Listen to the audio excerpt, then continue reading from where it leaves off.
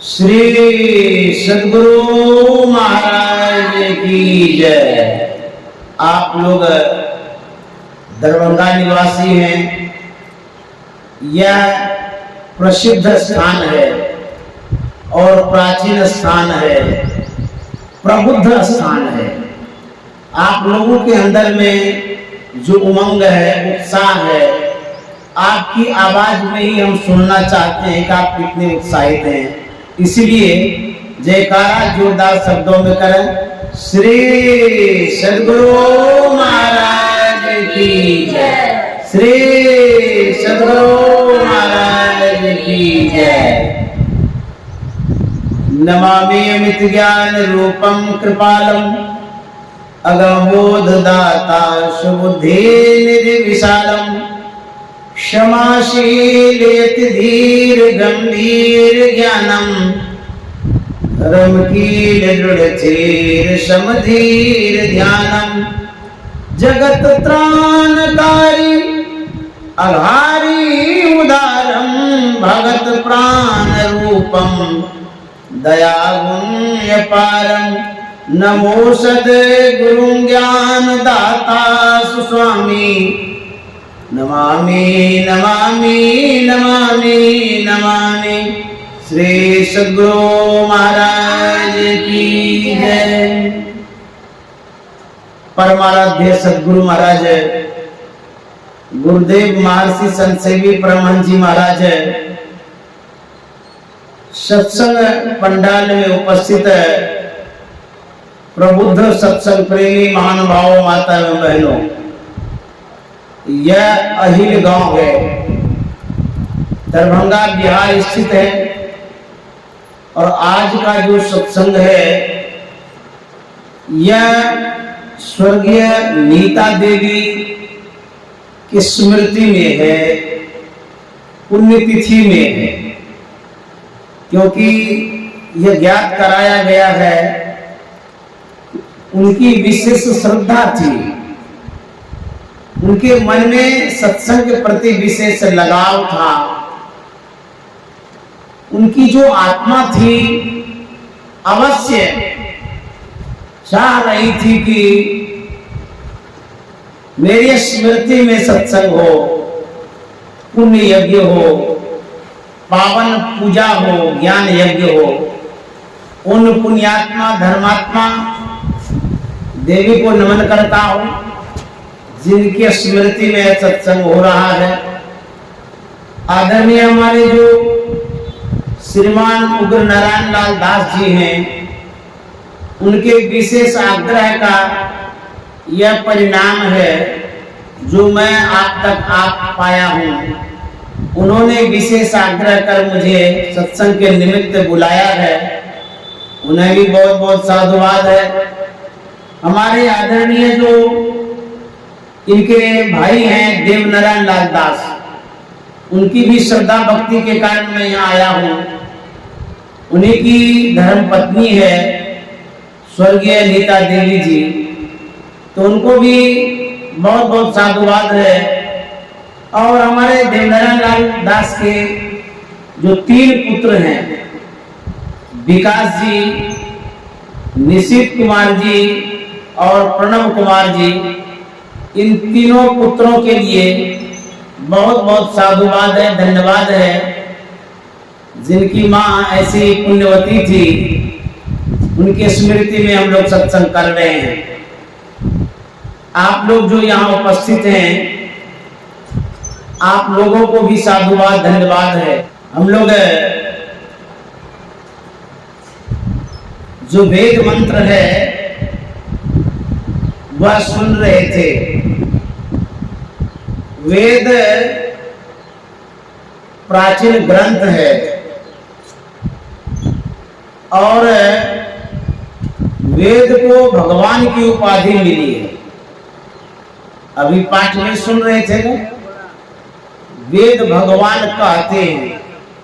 अब भगवान कहे हम उनकी बातों को न सुने, ये भगवान की उपेक्षा होगी, अपमान होगा, भगवान रुष्ट हो जाएंगे। तब तो जब भगवान कहते हैं तो सुनना भी चाहिए ध्यान लगा करके। वेद भगवान क्या कह रहे थे, शायद कोई ध्यान दिए होंगे तो याद होगा, अन्यथा बहुत लोग भूल जाते हैं। वेद भगवान कह रहे थे पाठ में कि जगत प्रसव करता ईश्वर के तत्व ज्ञान को प्राप्त करने के लिए पहले बुद्धि योग सत्संग करना चाहिए। जगत प्रसव करता किसे कहते हैं? जगत मन होता है संसार, प्रसव मन उत्पन्न करने वाले। माताएं लोग संतान जनती है, गाय बच्चा जनती है, देती है, उत्पन्न करती है। लेकिन अद्भुतता इस बात की है कि परमात्मा भी जननी की उपाधि प्राप्त किए, जबकि परमात्मा पुरुष वर्ग में आते हैं, फिर भी उसको जगत प्रसव करता कहा गया, उत्पन्न करने वाले। वो माता भी हैं, पिता भी हैं, भाई हैं, बंधु हैं, सब हैं। संसार बनाने वाले परमात्मा हैं। उस परमात्मा को प्राप्त करने के लिए, देखने के लिए, पहचानने के लिए क्या करना होगा? कहते हैं सत्संग करना होगा। कोई कह सकता है कि हम परमात्मा को क्यों पहचानेंगे, उससे क्या लेना देना है, जरूरी क्या है पहचानने की? तो कहा जा सकता है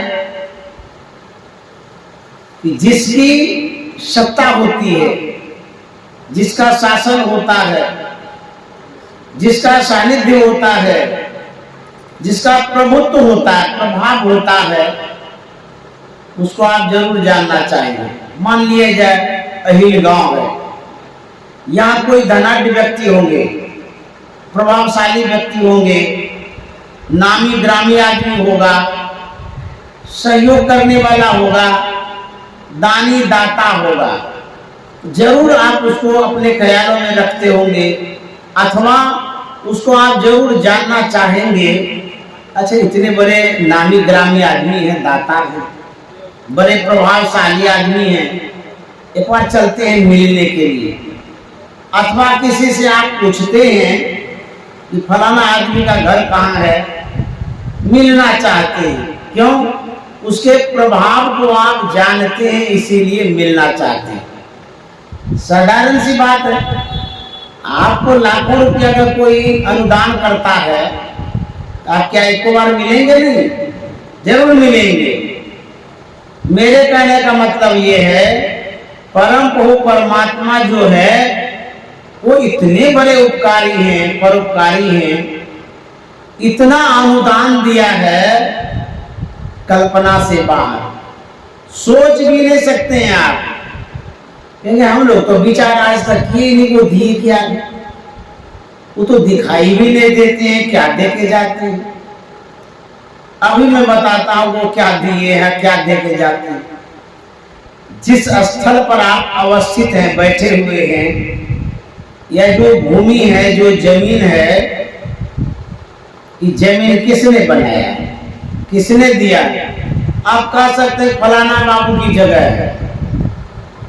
उनसे पूछिए कि ये जो जगह है आपने खरीदा जरूर है, लेकिन ये जो मिट्टी है, ये मिट्टी कहां से लाए? बोले तो पहले से मिट्टी थी, इसी को हमने लिया है, खरीदा है।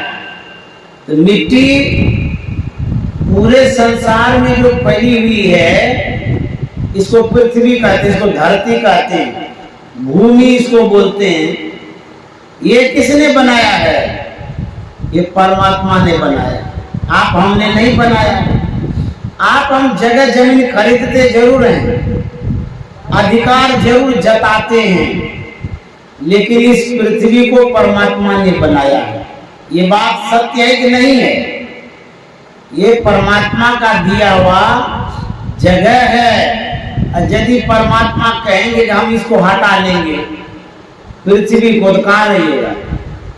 अभी यदि प्रलय हो जाए, पृथ्वी हट जाए, कहाँ रहिएगा? पानी पानी हो जाएगा, डूब करके मर जाएगा। धराधाम जो है परमात्मा ने दिया है, देखिए उनकी देन बतला है। इसी धरती पर पानी है। पानी आप खरीदने जाते हैं, बोतल में 20 रुपया लेता है।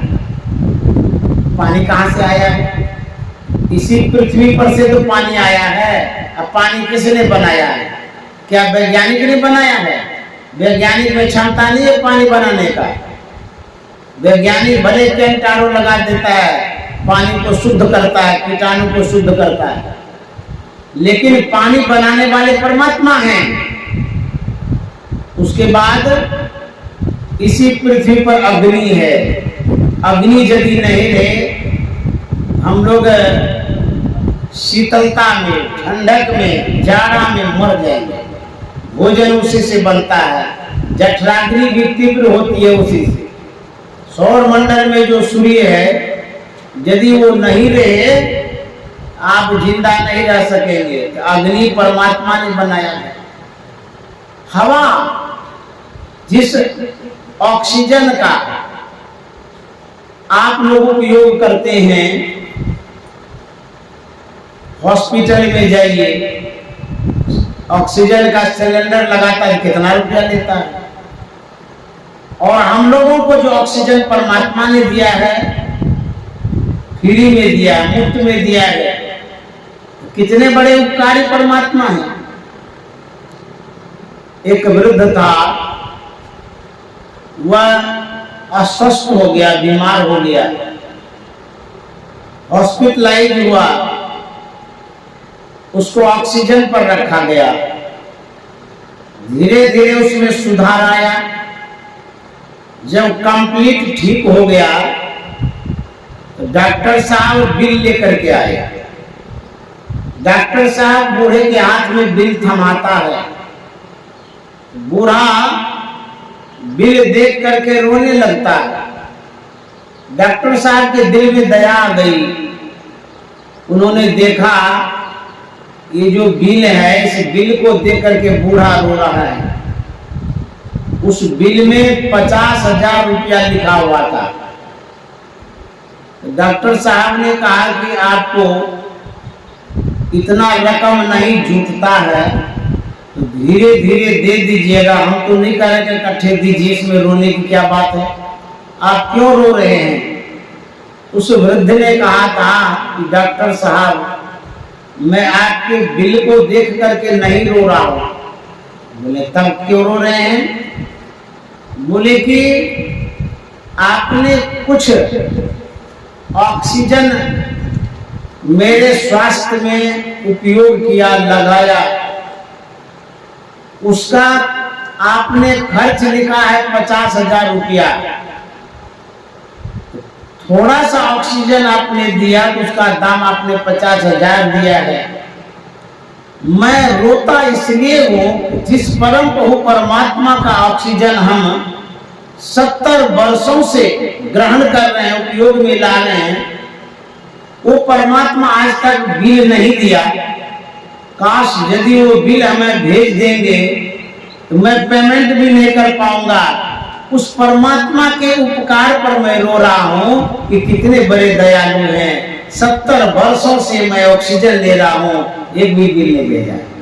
कबीर साहब की वाणी है, करो सत्संग भरम घर टूटे, करो सत्संग भरम घर टूटे, भरम घर टूटे, भरम घर टूटे, भरम घर टूटे, भरम घर टूटे, करो सत्संग भरम घर टूटे, करो सत्संग भरम घर।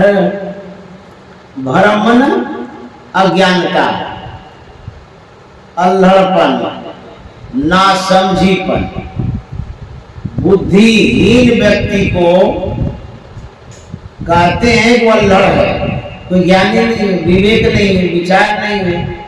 कबीर साहब कहते यदि सत्संग करेंगे तो अज्ञानता दूर होगी, अंधकार दूर होगा, दुख दरिद्रता भाग जाएगी। यदि नहीं करेंगे तो उसके लिए भी कबीर साहब कहते हैं बिनु सत्संग किए दुख पावे, बिनु सत्संग किए दुख पावे, पकड़ी पकड़ी जम लूटे भरम घर टूटे, पकड़ी पकड़ी जम लूटे भरम घर टूटे, करो सत्संग भरम घर टूटे। यदि सत्संग नहीं करिएगा तो जमराज लूटेगा, बहुत दुख भोगना पड़ेगा। इसीलिए सत्संग की आवश्यकता है। जैसे हम भोजन करते हैं तो शरीर में बल बढ़ता है, पेट भर जाता है, मन खुश हो जाता है। पौष्टिक आहार लेने से शरीर में न्यूट्रिशन जब देते हैं, आपके शरीर में जो कमियां हैं उसकी आपूर्ति होती है। ठीक उसी तरह से जब आप सत्संग करते हैं, आपका जो मानसिक स्तर है वह डेवलप करता है, बढ़ता है, मानसिकता में वृद्धि होती है, मनोबल बढ़ता है। शरीर में एक तन बल है, उसके बाद मन बल है। यदि आपका शरीर वह स्वस्थ है, मनोबल स्ट्रांग है, मजबूत है, उस स्थिति में भी आप कोई भी काम कर सकते हैं। क्यों? मन से शरीर की गति संचालित हो जाती है। मनोबल स्ट्रांग हो, मजबूत हो तो आप सब काम कर लीजिएगा। कभी कभी देखिएगा जो बुखार में बैठा हुआ आदमी है, उसके मन में होता है कि चलते हैं थोड़ा काम कर लेते हैं, और शरीर में तो ऐसे होते रहता है बीमारी क्या होगा, तो काम करने जाता तो कर लेता है। ये मनोबल की विशेषता है।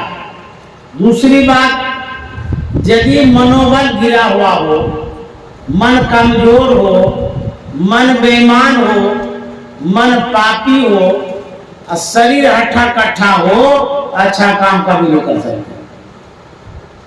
मनोबल ऊंचा है, कोई भी काम कर लीजिएगा। मनोबल गिरा हुआ है, आप रावण के तरह मजबूत क्यों न हो, लेकिन अच्छा काम नहीं कर सकिएगा। मनोबल बढ़ाना बहुत जरूरी है। तो मनोबल कैसे बढ़ता है? शरीर बल के तो जानते हैं, भोजन करने से शरीर बल बढ़ता है, वीकनेस हो जाती है, कमजोरी हो जाती है। चीनी नमक पानी मिला करके पी लीजिए, देखिए तुरंत मजबूती आ जाएगा। लेकिन जब मन कमजोर हो जाएगा तो उसके लिए कौन सा घोल है, कौन सा तरल पदार्थ है जो घोल के पिला दीजिएगा या पी लीजिएगा? उसके लिए संतों ने कहा क्या कहते हैं, जो संत वाणी है, ये जो सत्संग है, जो गुरुवाणी है, यही घोल है।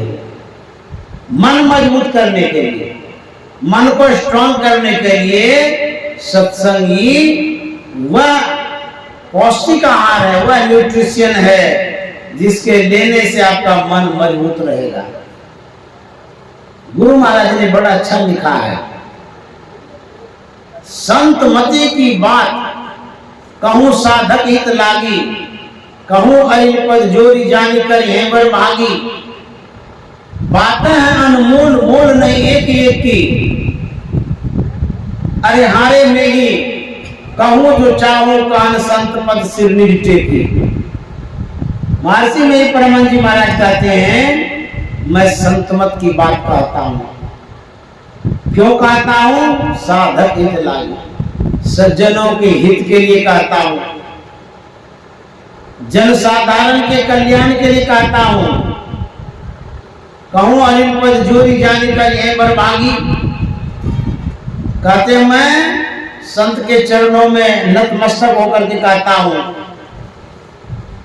बातें हैं अनमोल, जो मैं कहने जा रहा हूं साधारण बात नहीं है। अनमोल, जिसकी कीमत आप नहीं चुका सकते। और कहते हैं अनमोल बात को अवश्य ध्यान से सुनना चाहिए। क्या अनमोल बात है? गुरु महाराज कहते हैं सतजन सेवन करत नित्य सत्संगति करना, वचन अमीदे ध्यान श्रवण करी चित्त में धरना। सज्जनों का संग करिए, ये गुरु महाराज बतला रहे हैं। सतजन सेवन करत, और क्या करना? नित्य सत्संगति करना, रोज सत्संग करिए, रोज सज्जनों का संग करिए। वचन अमीदे ध्यान श्रवण करी चित्त में धरना। संतों की जो वाणियां हैं, संतों का जो वचन है वो अमृत है। आपको कहेगा आप जो है ना ये रसायन ले लीजिए, लिक्विड ले लीजिए, ये जो औषधि है आप पान करिएगा तो बीमारी सब ठीक हो जाएगी। आप कहेंगे हम पानी नहीं करेंगे, पीवे नहीं करेंगे, ग्रहण नहीं करेंगे तो बीमारी ठीक होगी? नहीं होगी। संत महात्मा कहते हैं संतों की जो वाणियां हैं वो अमृत है। अमृत है। यदि आप अमर होना चाहते हैं तो अमृत वाणी को ग्रहण करिए। वचन अमीय, दे ध्यान, ध्यान से सुनिए। श्रवण करिए चित्त में धरना, अपने अंदर में धारण करिए जो कहा जा रहा है। मनन करत नहीं बोध होए तो पुनि समझीजिए। यदि आप बातों को सुन रहे हैं, उन सभी बातों में जो बातें आपको समझ में न आती हो तो क्या करना चाहिए? गुरु महाराज कहते हैं कि पुनि समझिए, दोबारा सुन लीजिए, दोबारा सुन लीजिए। जब तक नहीं समझिए तो सुनते ही रहिए। मनन करे तो नहीं बोध हो तो पुनि समझिए। और गुरु महाराज कहते हैं समझ बोध यदि होए रहनिता संकल्प। यदि बात समझ में आ जाए, बैठ जाए कि ये बात एकदम सही है, काम की है, तो कहते हैं उसको जीवन में ग्रहण कर लीजिए, धारण कर लीजिए, उन बातों के अनुसार अपने जीवन को ढाल दीजिए। यही करना है। तो जो बातें आप सुनते हैं कृपया ध्यान से सुनिए। नहीं समझ में बात आएगी तो फिर जो 2 दिन का सत्संग है उसमें भी सुनिएगा। फिर भी समझ में नहीं आएगी, हमसे बात कर सकते हैं डेरा पर जाकर के। फिर भी समझ में नहीं आएगी, जो कोई महात्मा कभी आएंगे आपके इर्द गिर्द आसपास गांव में, फिर उनसे सुनिएगा। तो जब बात समझ में आ जाएगी, यही कल्याण का है, इसी से मोक्ष और मुक्ति मिलेगी। मैथ में सूत्र होता है, गणित में जो विद्यार्थी सूत्र समझ लेता है उसके लिए हिसाब सरल हो जाता है, सुगम हो जाता है। जिन विद्यार्थी को सूत्र पता नहीं रहता है उसका जीवन बड़ा दुष्कर होता है, हिसाब नहीं बना पाता, बड़ा दुखी वो होते रहता है। इसीलिए सूत्र को याद रखिए। जीवन का सूत्र क्या है? जीवन का सूत्र है संतवाणी, गुरुवाणी, शास्त्र की बातें। उसके अनुरूप यदि आप डालिएगा आपका जीवन बदल जाएगा। ब्रह्मानंद स्वामी ने कहा है जिंदगी सुधार बंदे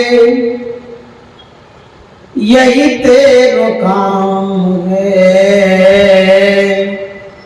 जिंदगी सुधार बंदे यही तेरो काम है। जिंदगी सुधार बंदे मानुष की देह पाई हरि से नेह लाई।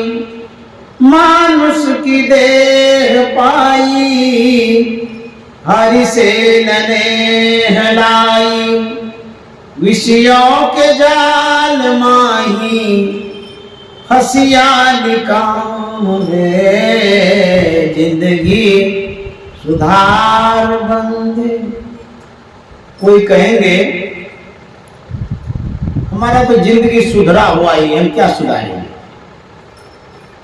स्वस्थ शरीर है, मोटा तगड़ा शरीर है, बहुत शक्ति है, बल भी है, खाने पीने के लिए सब व्यवस्था है, रहने की सारी व्यवस्था है, फिर सुधारने उधारने की क्या बात है? आप जिसे जिंदगी समझ रहे हैं शायद वह जिंदगी नहीं है। किसे जिंदगी समझ रहे हैं? शरीर को। जिसको आंख से आप देख रहे हैं उसी को जिंदगी समझ रहे हैं। संतों ने कहा कि वह जिंदगी आपकी नहीं है, वह आप नहीं है। आज से मैं पूछूं कि आप हाथ हैं? नहीं, हाथ तो मेरा है। फिर मैं पूछूं कि आप पैर हैं? नहीं, पैर तो मेरा है। आप पेट है? नहीं, पेट तो मेरा है। कहेंगे आप माथा हैं? नहीं, माथा तो मेरा है। इस तरह से जब हम आपसे पूछते हैं शरीर का अंग प्रत्यंग किसका है, तो आप कहते हैं कि मेरा है। आप शरीर के अंग प्रत्यंग नहीं है। ये बात क्लियर हो गई? आप शरीर के अंग प्रत्यंग नहीं है, बल्कि शरीर का अंग प्रत्यंग मेरा है, ऐसा बोलते हैं ना। इसका मतलब है हमारा शरीर दो पार्ट में बटा हुआ है, दो भाग में, एक शरीर एक हम। तो जो हम हैं वह जीवात्मा है, वह ईश्वर अंश है, उसी को हम नहीं देख पा रहे हैं। वही बिगड़ा हुआ है, वही भटका हुआ है। आज से नहीं, जब से इस संसार में है तब ये से वो भटक रहा है। लेकिन ये घर मिल गया, शरीर वाला घर, इस घर में जीवात्मा है, उसी को सुधारना है, शरीर को नहीं सुधारना। शरीर को सुधारने के लिए तो आप दाल भात सब्जी रोटी घी मक्खन मटर आदि खाते रहते हैं। सुधारना किसको है? जिंदगी को। हम लोग जो यहाँ सत्संग करने आए हैं भोजन के विषय में बताने नहीं आए, भजन के विषय में बताने आए। क्यों? भोजन के विषय में तो आप लोग जानते ही हैं, अथवा नहीं जानते तो डॉक्टर से जाकर देख लीजिए, वो आपको बढ़िया से समझा देगा, खाने पीने के लिए तंदुरुस्त रहिएगा। हम लोग भजन के विषय में, जीवात्मा के विषय में, ईश्वर अंश के विषय में बतलाने के लिए आए हैं। तो जो जिंदगी है उसी का पता नहीं है। जिंदगी जीवन को कहते हैं, जिससे आप जीवित हैं, उसी को कहते हैं सुधारने के लिए। वो क्या गया है? कहते हैं जन्मों जन्म से यह जो जीव है अंधकार में पड़ा हुआ है, अज्ञानता में पड़ा हुआ है, इस कारण से दुख भोग रहा है। शरीर छूटेगा, हम आवागमन में पड़ जाएंगे, नरक चले जाएंगे, दुख भोगना पड़ेगा। एक जन्म की बात रहे तो चलो सह भी लेंगे। कहते हैं बार बार जन्म लेना पड़ता है। यह शरीर छूटता है फिर जन्म लेना पड़ता है। तो किसमें जन्म लेंगे? यदि भगवत भजन सत्संग नहीं करेंगे तो कीड़ा बनेंगे, घोड़ा बनेंगे, गधा बनेंगे, चिड़िया बनेंगे। गुरु महाराज ने लिखा है पशु पक्षी कृमि आदिक योनि मैं बार में हूँ बहु बार हो नरता नया वही कृपा कर दीनो अब प्रभु करो कुंवर हो नरता नया वही कृपा कर दीनो अब प्रभु करो कुंवर हो। गुरु महाराज कहते हैं पशु पक्षी कृमि आदि की योनि। देखिए पशु बने हैं, पशु एक समूह का है नाम। पशु में गाय भी है, घोड़ा भी है, गधा भी है, इसको पशु कहते हैं। तो पशु योनि में गए पता नहीं कितना बार घोड़ा बने, कितना बार गधा बने, कितना बार गाय बने, कितना बार हाथी बने, कितना बार ऊंट बने, कोई पता नहीं। पक्षी एक समुदाय का नाम है, समूह का नाम है। तो पक्षी एक ही नहीं होती है, ढेरी तरह के पक्षी। कौवा भी पक्षी है, कोयल भी पक्षी है, कबूतर भी पक्षी है, हंस भी पक्षी है। तो कौन योनि में गए क्या पता। जरा कल्पना करिए, यदि आप कौवा बन जाइएगा तो उनके जीवन को यदि देखेंगे तो पता चलेगा उसका जीवन कैसा है, खाता क्या है। सोच सोच करके उल्टी आ जाएगी। बाप रे बाप, कौवा क्या खाता है। बोलना भी मना है, बोलना भी नहीं चाहिए, ऐसा खाद्य पदार्थ खाता है। कौवा बन जाएंगे तब क्या हाल होगा। उसके बाद कीड़ा बन जाएंगे तब क्या होगा। तो कीड़ा देखिए नाला में पड़ा हुआ रहता है।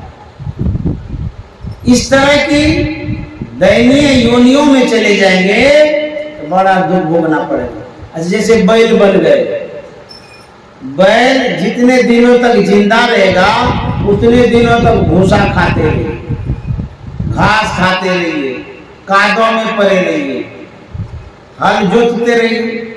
पेट में दर्द है, किसान को पता भी नहीं चल रहा है इसके पेट में दर्द है, डंडा मार मार करके ले जाता है खेत जोतने के लिए। उसी स्थिति में जाएंगे तब क्या होगा। कबीर साहब ने कहा है, दीवाने मन भजने बिना दुख पई हो, दीवाने मन भजने बिना दुख पई हो। पहला जन्म भूत का पई हो, सात जन्म पछतई हो, दीवाने मन भजने बिना दुख पई हो। भजन यदि नहीं करेंगे तो भूत बनना पड़ेगा। भूत एक योनि होती है, गुरु महाराज भी मानते थे। यदि भूत बन जाएंगे उसका गला कैसा होता है, कहते हैं जैसे कांटा का नोक देखे होंगे कितना पतला होता है, वैसा ही गला होता है भूत का, पानी भी नहीं पी पाता। उस योनि में जाएंगे तब क्या होगा। दूजा जन्म सुगा का पई हो, बाजे बसेरा लई हो। दूजा जन्म सुगा का पई हो, बाजे बसेरा लई हो। टूटे पंख बाज मंडराने, टूटे पंख बाज मंडराने, अध पर प्राण गवई हो, दीवाने मन भजने बिना दुख पई। कबीर साहब कहते हैं, यदि सुग्गा का जन्म मिल जाए, पैरोट जिसको कहते हैं, सुग्गा एक चिड़िया है, देखिए उनकी क्या दशा है। हम आप विवेकशील प्राणी हैं, ज्ञानवान प्राणी हैं। आंधी में, तूफान में खिड़की दरवाजा बंद करके घर में दुबक जाते हैं। लेकिन जो चिड़िया जंगलों में ही रहा करती है, उनके लिए कौन सा हवेली, कौन वाला घर है, उसी डाल पात में छिप के रहती है, वैसी पत्ता में छिप जाती है। होता क्या है जानते हैं, जब आंधी चलती है उस आंधी को चिड़िया सहती है। पत्थर गिरता है उसके ऊपर भी गिर जाता है, कितना तो मर जाती है। पंख भी टूट जाता है कभी कभी, इस डाल से उड़ के उस डाल पर, उस डाल से इस डाल पर आती रहती है। देखिए कैसा जीवन उनका है, कितना दुखदायी जीवन है। हम लोग बीमार पड़ते हैं तो हॉस्पिटलाइज हो जाते हैं, जाकर के उपचार कर लेते हैं। वह भी चिड़िया तो बीमार होती होगी, कोई पत्थर थोड़ा है। बीमारी तो उसको भी होती है कि वो भी तो दाना चुनती है, उसके भी शरीर में ब्लड है, हड्डी है, जिस आहार से हम लोग अपने शरीर को बनाते हैं वही आहार को चिड़िया सब भी लेती है, उसको भी तो बीमारी होती है। हम लोग विवेक से जीते हैं। चिड़िया जो है, जानवर जो है, घसीट घसीट के जीवन को बिताती रहती है। जैसे बैल को पेट में दर्द है, घसीटना ही तो हुआ, कोई तो उपचार हो नहीं रहा। चिड़िया को पेट में दर्द है, कोई डॉक्टर तो है नहीं उसके लिए। हम लोगों का जीवन बेहतर है। संत महात्मा कहते हैं यह जो जीवन है, जो जिंदगी है, उसमें सुधार नहीं। यदि सुधर जाएगा तब जाकर के आपको सुख और शांति मिलेगी और दुखों से मुक्ति मिलेगी। तो महात्मा कहते हैं अपने विचारों को बदलो। क्यों बदलेंगे? इसलिए कि जिस विचार के अनुरूप अपने जीवन को ढाले हुए हैं वर्तमान में, जो आपका विचार है उस विचार में कितना सुख है, कितनी शांति है, उस विचार से जो अभी तक आप चल रहे हैं, क्या आपको ये पता है वह विचार आपको मोक्ष दिलाएगा? वह विचार शांति दिलाएगा? वह विचार मुक्ति दिलाएगा? मरने के बाद कहां जाएंगे? उस विचार से क्या होगा? संत महात्मा कहते हैं संसार के लोगों का जो विचार है वह विचार इतना ही है। कितना? जन्म हुआ, खाते हैं, कमाते हैं, बाल बच्चा पैदा करते हैं, सोते हैं और संसार में धन संपत्ति कमाते हैं, यही विचार है। अच्छी नौकरी हो गई, घर अच्छा बना लिए, मुलायम सैया खरीद लिए, एसी लगा लिए, बढ़िया बढ़िया व्यंजन खाते रहते हैं, यही विचार है। इससे ऊपर तो आप सोचबो नहीं करते। खाना पीना सो जाना सब काम है पशु समान। आपका जो ये विचार है, संत महात्मा कहते हैं पशु में आपका जो विचार है उसमें कोई अंतर नहीं है। बैल भी खाता है, आप भी खाते हैं। जानवर भी बाल बच्चा पैदा करता है, आप भी बाल बच्चा पैदा करते हैं। जानवर सोता है, आप भी सोते हैं। जानवर भी तो कमाता है, आप भी कमाते हैं। यदि मानव में और जानवर में कुछ भी प्रभेद नहीं है, भिन्नता नहीं है, आचरण में, विचार में यदि एकता है तो मानव और जानवर एक है। आहार निद्रा भय मैथुन सामान्य में तत् पशुभिर नराणाम ज्ञानम नराणाम अधिकम विशेषो ज्ञाने नीना पशु भी समाना। तन सुख मन सुख इंद्रिय सुख साव दुख। तन सुख मन सुख इंद्रिय सुख साव दुख। तज दे विषय दुखदाई ब्रह्म खाई भाई। तज दे विषय दुखदाई ब्रह्म खाई भाई। चलो चलो चलो भाई। कहाँ जाने के लिए कहते हैं? सिनेमा हॉल, बिग बाजार, कमाने के लिए, नौकरी करने के लिए, पैसा कमाने नहीं। चलो चलो चलो भाई धारो गुरु पाद दाई। हो भाई दृढ़ अनुरागी ब्रह्म त्यागी। हो भाई, ओ भाई दृढ़ अनुरागी ब्रह्म त्यागी। हो भाई गुरु के शरण में जाने के लिए कहते हैं। तीन सुख की चर्चा अभी सुने आप पद्य में जो हम गा रहे थे। कौन कौन? तन सुख, मन सुख, इंद्रिय सुख। बुझे तीन सुख है। अब तीनों सुख के लिए गुरु मालिक का दुखदाई है। बोले इसी में तो संसार लगा हुआ है।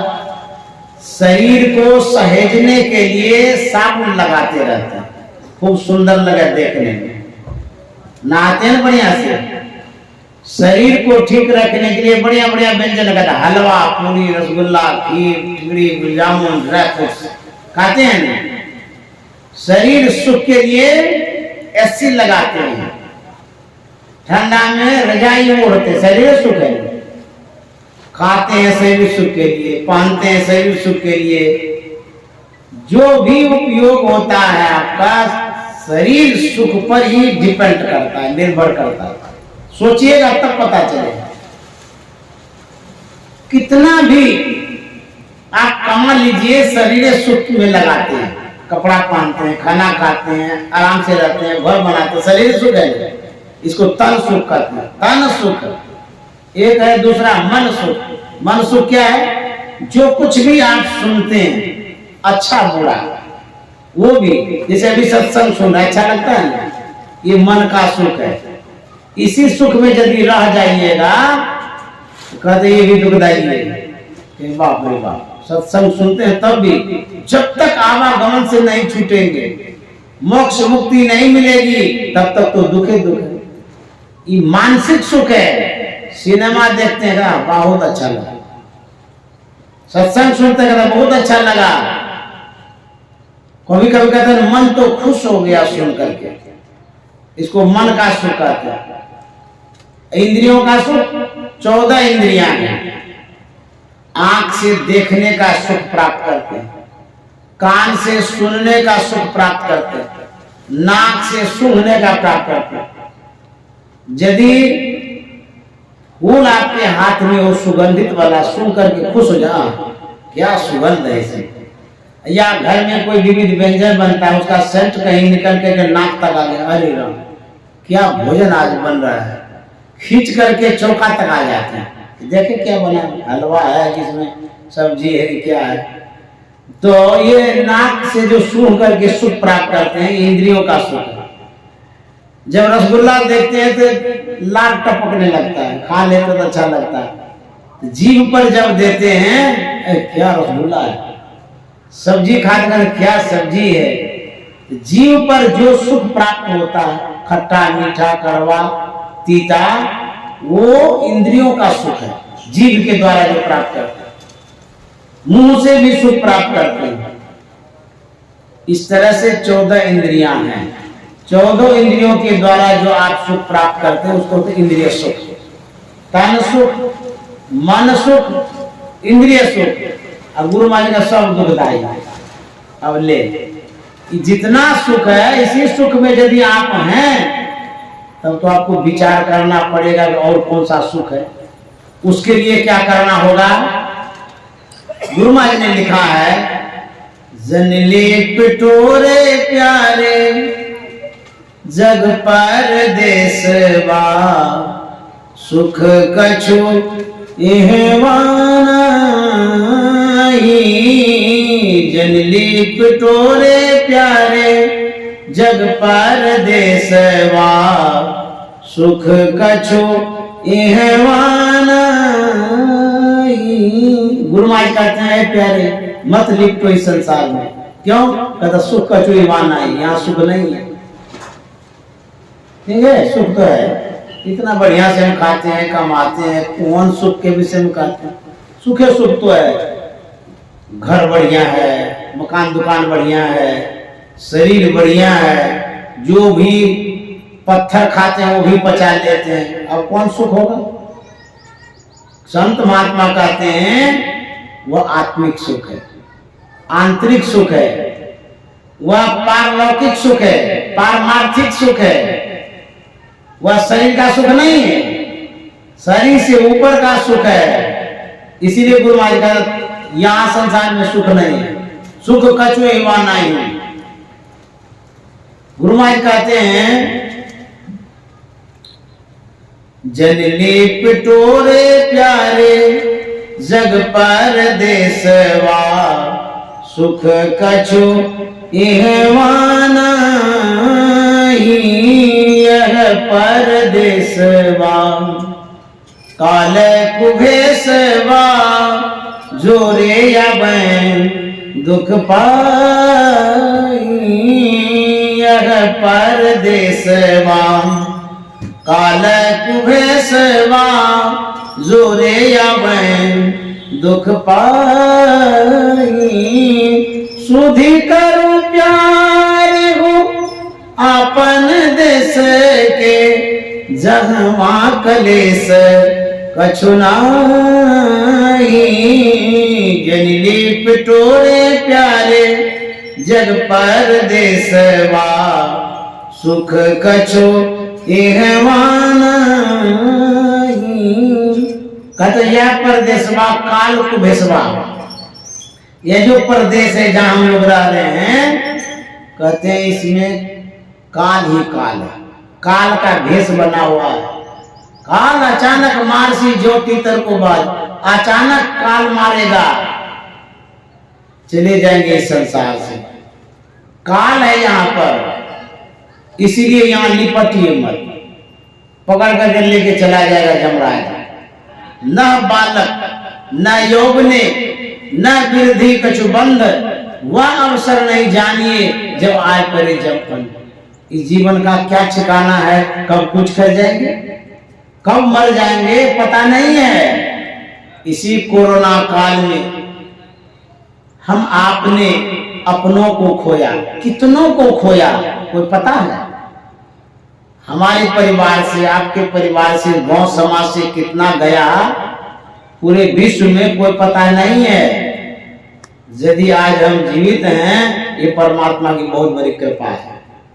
अभी भी उसका प्रभाव है, लेकिन हम यदि स्वकुशल हैं, ये प्रभु की कृपा समझनी चाहिए, भगवान की कृपा समझनी चाहिए। तो जब हम सत्कर्म करते हैं, सद्धर्म करते हैं, सत्संग करते हैं, इससे क्या होता है, हमारे ऊपर जो काल है, जो विकराल रूप में है, वह दूर हो जाता, हट जाता है, संकट कट जाता है। इसीलिए सत्संग से लागी रो रे भाई, तेरी बिगड़ी बात बन जाई। गुरु महाराज का पद्य है, उन्होंने कहा है, मास आसीन जगत वासीन, चेत चित में लाइए। जीवनो थोरो है क्यों, जगत में गफलाइए। जीवनो थोरो है क्यों, जगत में गफलाइए। गुरु महाराज कहते हैं, ऐ संसार के लोगों, चेत चित्त में लाइए, सावधान हो जाइए। क्यों? किस समय मृत्यु आ जाएगी ये पता नहीं, क्योंकि हम लोग तो बढ़ ही हैं, हम क्यों मरेंगे? कोई बीमारी थोड़ा हो गई है जो मर जाएंगे। मरने का कारण आप नहीं जान पाएंगे। मृत्यु जो होगी उसमें कोई कारण नहीं होता है। काल अचानक मारसी ज्योति तर को बाद। एक एग्जाम्पल देते हैं, उदाहरण देते हैं कि मृत्यु कैसे अचानक आती है। ध्यान से सुनिए। दिल्ली में ट्रैफिक पर, सिग्नल पर एक मोटरसाइकिल वाला व्यक्ति ग्रीन सिग्नल का इंतजार कर रहा था। ग्रीन होगा तब न जाएगा, रेड था। मुश्किल से 1 मिनट का होता होगा वो वक्त। रेड से ग्रीन होने में 1 मिनट लगता होगा, अंदाज करते हैं। उसके माथे पर हेलमेट नहीं था। हेलमेट अवश्य लगाना चाहिए सुरक्षा के ख्याल से। बहुत लोग नहीं लगाते अज्ञानता के कारण, जरूरी है। नहीं लगाया था। वह जो इंतजार कर रहा था, जरा सोचिए, वह सोचा होगा कि इसी समय मृत्यु होगी। ये कैसे सोचेगा कोई भी व्यक्ति? जो मोटरसाइकिल पर था वो कभी नहीं सोचा होगा हम मर जाएंगे। अब देखिए मरा कैसे। ठीक उसकी मौत ग्रीन सिग्नल होने के पहले होती है। कैसे? एक चिल्ल विषधर सांप लेके भाग रहा था, चंगुल में लिए हुए था, सांप छटपटा रहा था। चंगुल से वह सांप छूटता है, संजोग कहीं सीधे उस मोटरसाइकिल वाले के गले में लिपटता है। सांप तो छटपटा रहा था, बेचैन था, उसको काटा। जो काटा इतना जोर से विष चढ़ा, वहीं पर वो डर गए।